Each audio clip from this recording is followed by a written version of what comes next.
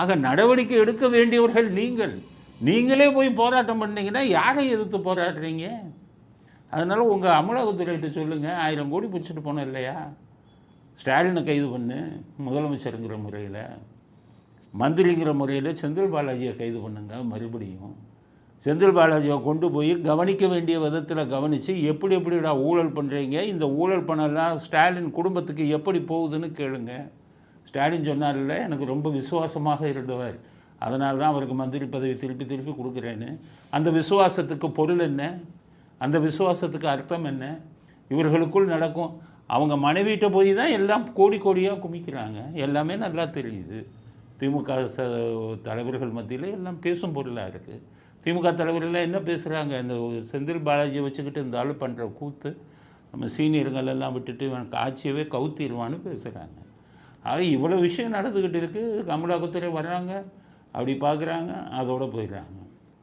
செந்தில் பாலாஜியை கைது பண்ணதோடு அந்த ஏற்கனவே கைது பண்ணது ஓட்டுக்கு, அதாவது பணத்தை வாங்கி கொண்டு வேலை வாங்கி தரேன்னு ஏமாத்தினதாக ஒரு மோசடி பண்ணிவிட்டு அசோக்கை பிடிச்சாங்க. 300 கோடின்னாங்க. அசோக்கு 300 கோடி வீடு இருக்குன்னாங்க.